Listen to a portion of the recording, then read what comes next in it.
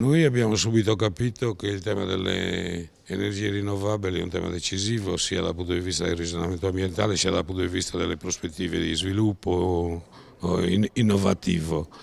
Quindi ci abbiamo lavorato molto approvando il Paese, il piano comunale, credo che siamo stati i primi in Sardegna, poi costituendo le comunità insieme ad altri comuni e proponendo e attuando progetti.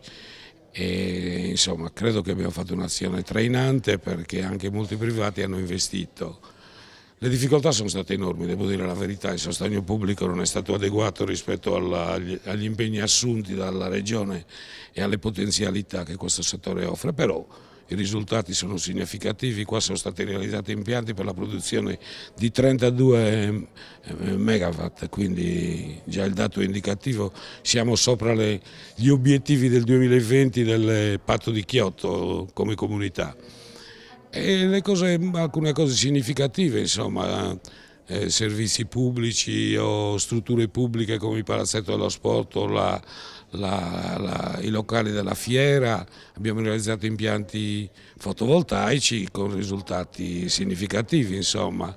O abbiamo concesso a gara a delle società terreni agricoli dove hanno realizzato impianti per la produzione di energia, però dove si sono realizzati anche attività serricole interessanti con produzioni significative che vengono collocate, che sono quantitativamente significative e vengono collocate facilmente nel mercato. O ci sono iniziative anche che riguardano la valorizzazione delle biomasse, sia aziendali sia anche di privati che attraverso la produzione di biomasse agricole, attraverso il recupero delle deiezioni animali eccetera, utilizzano questi impianti per la produzione di energia. È la strada del futuro, occorrerebbe avere un quadro di riferimento più certo, vi sono ancora troppe incertezze e le amministrazioni pubbliche.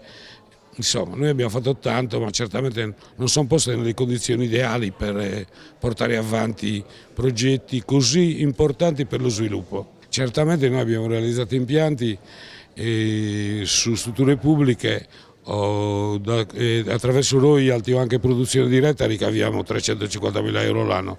Non è moltissimo, però per un comune che ha avuto tagli per qualche milione di euro non è moltissimo, ma è un'entrata compensativa dei tagli.